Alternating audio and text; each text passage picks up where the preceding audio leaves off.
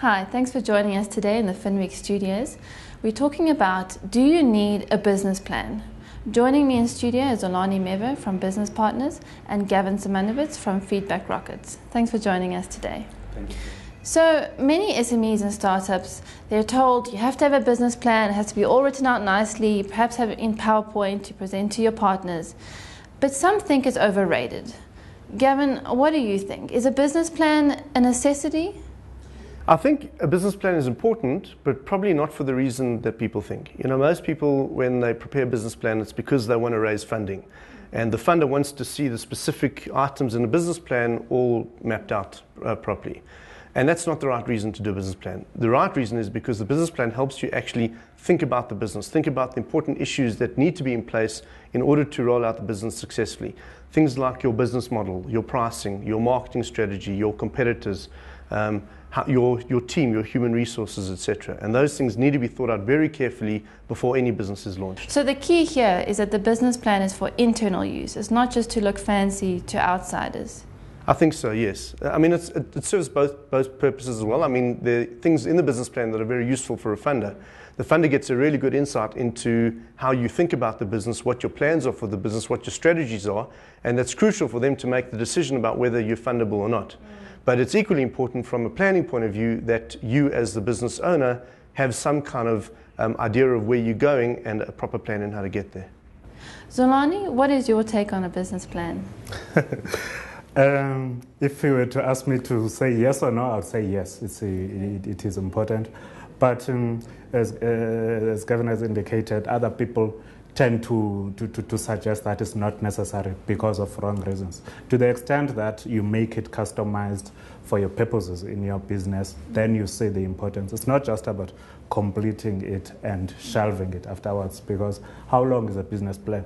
It really will differ from one business to the next, as well as the particular aspects in the business plans that may be relevant to you. So it also needs to change with the business. I mean, is a business plan, you use something at the beginning, or do you use it as you're going forward? You use it as you are going, but unfortunately, most people tend to use it only to source funding, and that's it. After that, they forget about it. It's supposed to be something that you use, because even the people who criticize it, they criticize it that it is static when your business is dynamic on the other side. But surely you can override that. You can just make it a living document that you keep on updating in terms of of what is happening around your business. If I could just add to that, I mean, you know, when you originally put the projections in place for a business plan, I mean, those projections are going to be wrong. They're definitely going to be wrong. It's impossible to get it right. And people tend to think that, you know, this is the gospel, this is how the business is going to pan out. And in reality, it's never going to pan out that way. So one of the real benefits of the business plan is that when you actually launch the business and you can see how things are working in practice, that gives you a great opportunity to actually test some of the assumptions that you made when you first put those projections in place. So what's going better than expected, what's worse than expected, what's costing more, what's taking longer, etc. And it allows you a very good way to actually map or benchmark some of the reality against what it is that you assumed in the first place, and then make those adjustments as time goes on. So how does that impact the strategy going forward, etc. So it can be a very valuable tool, but the keys here are you need to keep referring to it, and it needs to be fluid. It can't be static in something that doesn't work out and then you put in the shelf. Yes, absolutely. I think at any point in time, it's always got to be a reflection of what you've achieved in the past, obviously, that the business has been existing. Perhaps a record of milestones as well that may appeal to outsiders should you want to be doing business with other people. It could be financiers if you need funding. It could be suppliers that you want to deal with. It could be customers. It could be people you want to get into partnerships with.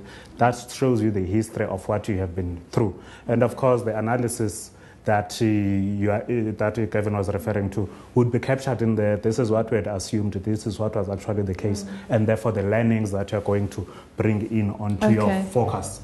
Therefore, that's the part that looks into the future. You're never going to get it 100%, Kevin has indicated.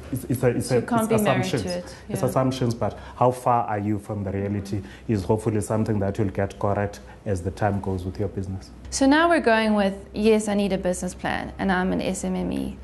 What are the essential ingredients in that business plan? Yeah, I mean, I think there's a lot of business plan templates out there. It puts the headings out of what are the things that you need to specifically address.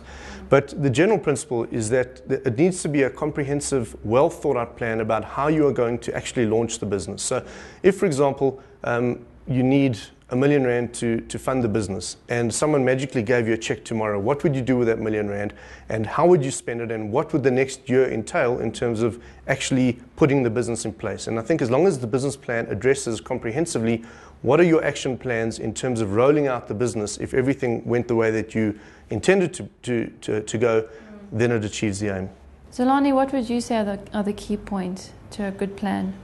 Again, depending from business to business, you will have more or less items, but I think the business plan will have been derived from a thorough market research that you will have done, feasibility study that says, yes, obviously you must have done your feasibility studies, and it must have indicated to you that it is correct, it is a viable business, and you must go ahead and do it. Too often people just get cracking with a business plan. Oh, I want to do this business on such a street. So it's not thoroughly researched. And they just sit on their computer and that make a very rosy, nice looking document. But you could be fooling yourself, or you could be lucky if you're lucky that there's a market. But having been informed by that, then it moves to explain how you are going to exploit the market that you have researched. How you're going to make money, essentially, is what must come out, particularly if you need outsiders' assistance in doing it. But as Gavin has indicated, people often think their ideas are novel, and there is often other players competing. If not on the same in the same market, they are competing for the same wallet of the consumers. So you must indicate that this is how I'm actually going to make this wonderful business idea to be a money spinner for me. So it's the model that this is how I'm going to make money. Those things ought to come out clearly on the business plan, both for your internal use and possibly external parties that you may want to deal with. And of course, there is a lot of other things that you could include.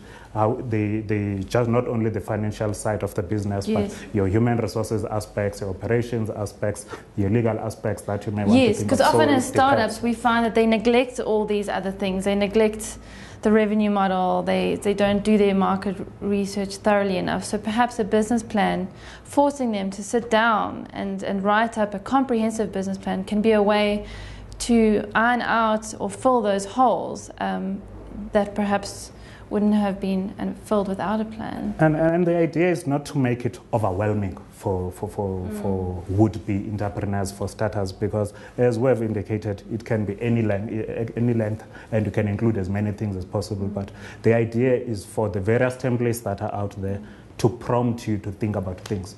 You can easily say this is not applicable, not applicable, not applicable. At least you have thought about it. Or it may not be applicable to a huge extent, but only to a minute extent. Or it may be relevant only in a few years' time because you could be the only person working in the business for now. So to the extent that you are using it as a guide, as a prompter of what you should be doing, then you are on the right track. Okay. And I mean, just to add to that, very often entrepreneurs think, they get this great idea and they go, wow, this is going to work, this is going to solve the world's problems, and they think that that's most of the work done. When in actual fact, the idea is just the very first stage, and to make it work as a business, you need to actually execute it properly. And if you have a proper business plan, then the idea just forms one part of, what is the market, what is the idea and what pain does it solve and who's going to buy it. That's just one aspect of the business plan. The rest of the business plan is about execution and how you actually convert that idea into a viable business that's actually going to add value, make money, and be an ongoing entity. So the key points here are, if you're going to go with a business plan, make sure it's thoroughly researched, make sure you keep referring to it and allow it to change with your business. Thank you again for joining us in studio, Gavin and Zolani, and from the Finweek team, thank you for joining us today.